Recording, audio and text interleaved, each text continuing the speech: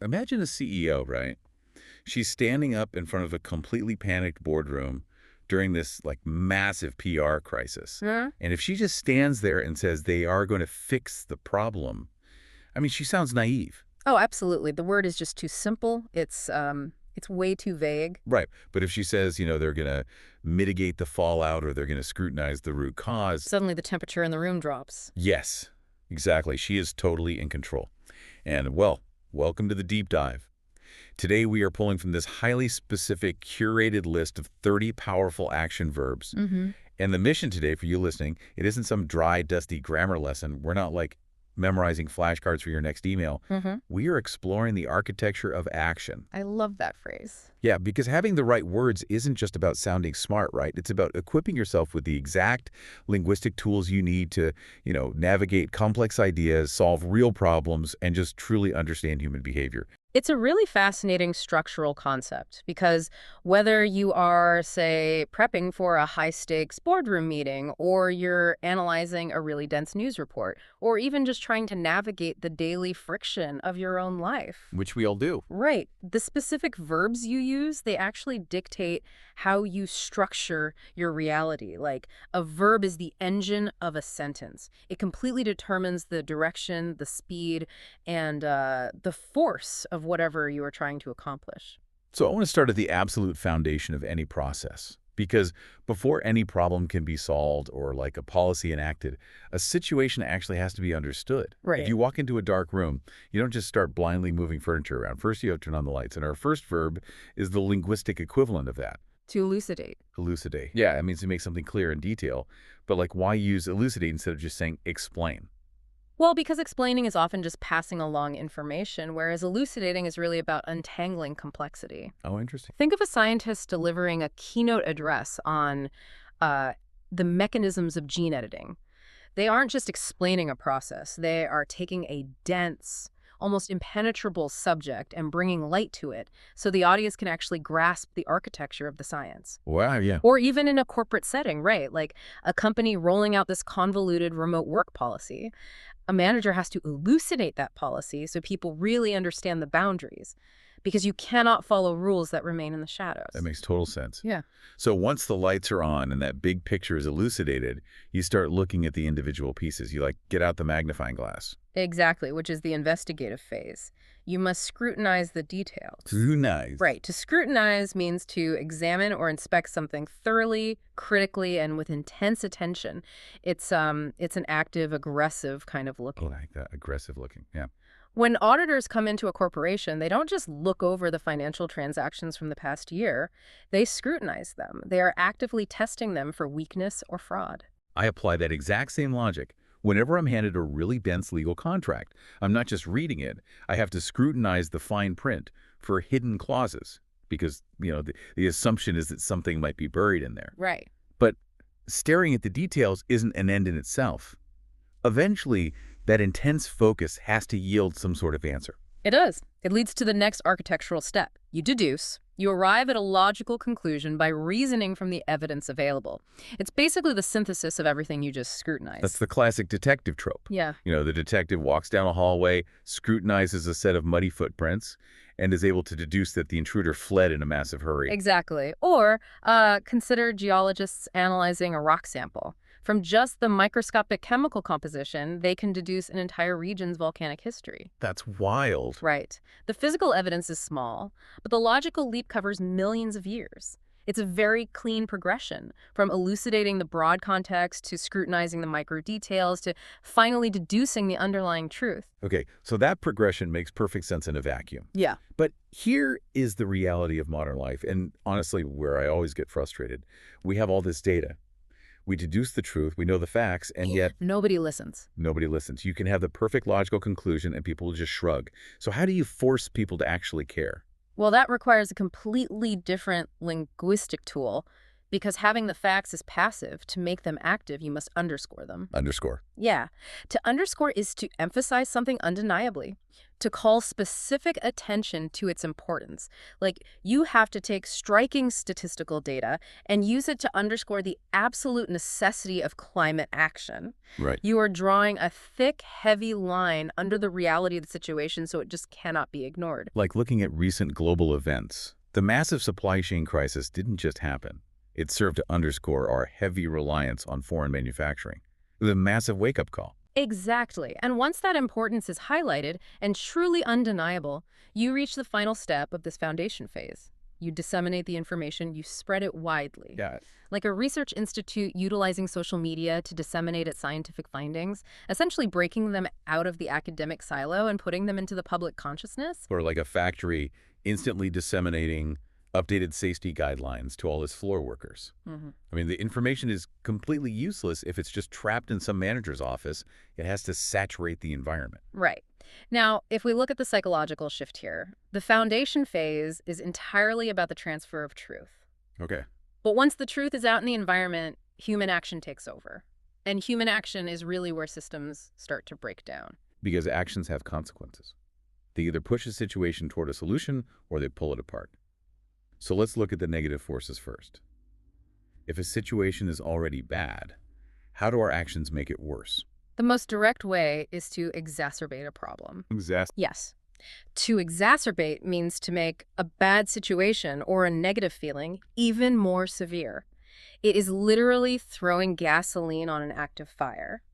If someone has like a severe skin irritation and applies the wrong chemical ointment, they don't soothe it, they exacerbate it. They trigger a much worse reaction.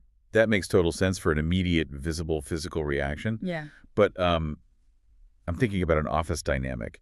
If someone makes a really thoughtless, passive-aggressive remark in a meeting, they exacerbate the interdepartmental tension. Exactly. But wait, how does that differ from undermining something? Because we hear that word all the time.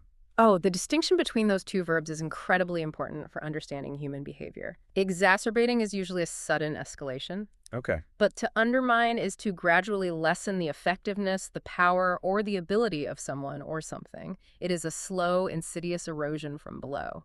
If a supervisor constantly offers petty criticism, it doesn't cause an immediate explosion. But over months, it will completely undermine an employee's professional confidence. It's the difference between a sudden hammer strike and water slowly hollowing out a stone. Yes, exactly. And the same thing happens with institutions.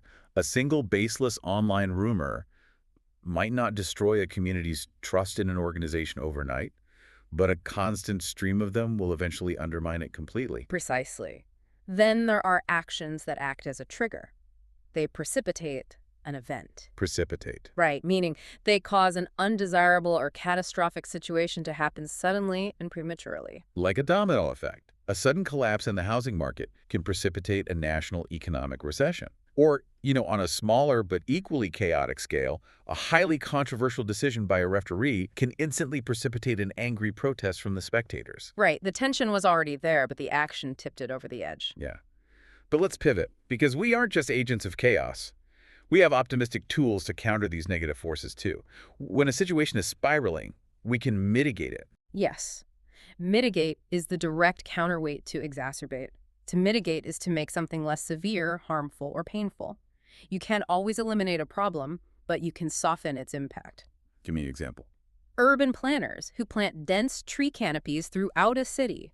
They are doing so to mitigate the urban heat island effect. They can't stop the summer sun, but they can lower the ambient temperature. Right. And businesses operate on this exact principle when they buy comprehensive insurance policies. They're trying to mitigate the financial risks of a natural disaster. Like, the hurricane is going to hit regardless, but the financial blow is cushioned. Exactly. And beyond just softening blows, we have verbs for actively building strength. We can bolster things. To bolster is to support, strengthen, or fortify. Which is an act of proactive reinforcement. Like if a job seeker adds highly relevant specialized certifications to their resume, they significantly bolster their chances of getting hired. Or a tech startup achieving a massive wave of early success. That initial win bolsters investor confidence right before they go into a critical funding round. It provides a really solid floor to stand on. So we have these opposing psychological forces, right? Undermining versus bolstering, exacerbating versus mitigating.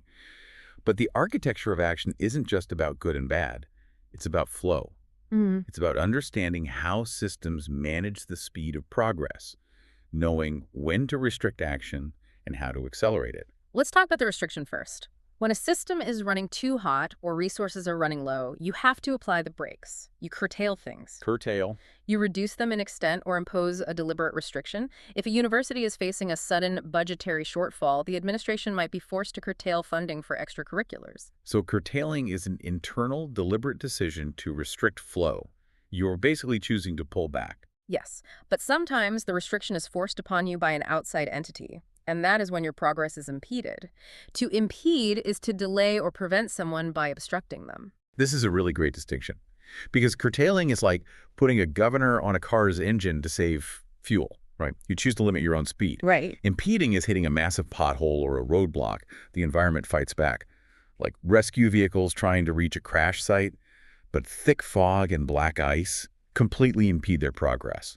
They want to go fast, but nature just says no. And the friction can be bureaucratic, too. Endless red tape and paperwork can severely impede the distribution of humanitarian aid during a crisis. The intent to deliver is absolutely there, but the external obstruction is just too high. So if that's how we hit the brakes, how do we hit the gas? How do we actually force an idea into reality? Well, first you implement. Implement. Yeah. To implement is to put a decision, plan, or policy into actual physical effect. It's the bridge between theory and reality. Like a management team implementing new project management software. Or on a much more global scale, international coalitions implementing stricter carbon emission controls. But just turning the system on isn't enough, is it? You want it to run without friction, you have to facilitate it, you make the process easier, smoother, more convenient. Exact. I always think of modern airport infrastructure for this. When a city spends billions on a new terminal, the entire architectural design is meant to facilitate the rapid, seamless movement of international passengers. It's completely about removing the roadblocks that cause impeding. In a professional setting, bringing in an outside expert to run structured workshops can facilitate far better communication between warring departments. And when you facilitate something perfectly, you get explosive growth.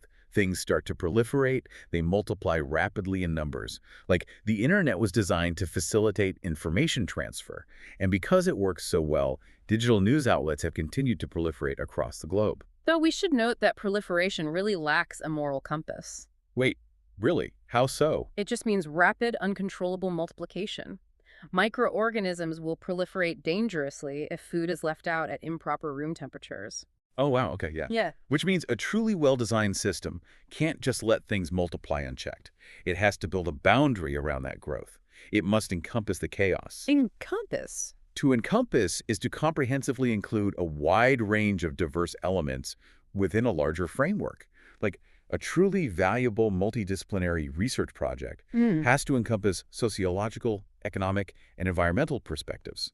It brings all those proliferating data points under one cohesive roof. Or a corporate training program that encompasses both high-level theoretical concepts and highly specific practical exercises. It just ensures nothing essential is left out. Okay, so we've investigated the facts, we've explored how actions harm or heal, and we've managed the systemic flow of progress. But systems don't run in a vacuum. No, they don't. They are run by people. And where there are people, there are naturally conflicting viewpoints. Oh. How do we use verbs to navigate these social dynamics? Well, it begins with declaring a position. Humans are social creatures, and we advocate. To advocate is to publicly recommend or loudly support a particular cause or policy. It's a very vocal public stance. Like environmental groups fiercely advocating for stricter regulations on plastic production. Or community leaders advocating for educational equity. Right. And when multiple people look at the same data and share the same stance, they concur. To concur is to be of the exact same opinion. Okay. A panel of medical experts will concur that a balanced diet and regular exercise are vital for longevity. Or two business partners analyzing a risk assessment might concur that a new venture is just too dangerous. It's formal, structured agreement. Exactly. But I want to push back on this a little bit. Oh, sure. It sounds nice that everyone concurs, but isn't consensus sometimes really dangerous? We tend to assume that if everyone agrees, they must be right. But what if the standard flight path or the standard operating procedure is actually leading us straight off a cliff? That is precisely when the most difficult social actions take place. When the consensus is dangerous, you must deviate. Yes. To deviate is to actively depart from an established course or standard. A pilot flying a commercial airliner must deviate from the approved flight path if their radar suddenly shows a severe thunderstorm ahead. Adhering to the standard in that moment would be catastrophic. Although deviation requires expertise. Like a patient should never just decide to deviate from the prescribed dosage of their medication without a doctor's input. Well, absolutely not. The verb carries inherent risk. And sometimes the friction goes way beyond just a slight departure from the norm. Sometimes new evidence will completely contradict the established consensus. It asserts the exact opposite of what was previously believed. You see this in the justice system all the time. A prime witness gets on the stand, Yeah. but their testimony completely contradicts the hard physical evidence found at the scene. Right. Or in the scientific community, where recent atmospheric data completely contradicts long-held theories about the climate of Venus. When two realities clash like that, you can't just ignore one of them. You can't. You're forced into the incredibly complex cognitive act of reconciling. To reconcile is to find a way of making two different, opposing, or seemingly contradictory ideas exist together seamlessly. It is the ultimate act of synthesis. And it takes immense emotional labor. I mean, think of working parents constantly trying to reconcile their deep professional ambitions with their heavy family responsibilities. Oh, yeah. It's two massive competing priorities that have to somehow fit into a single 24-hour day. Or historians poring over ancient texts, trying to reconcile widely conflicting accounts of a historical battle.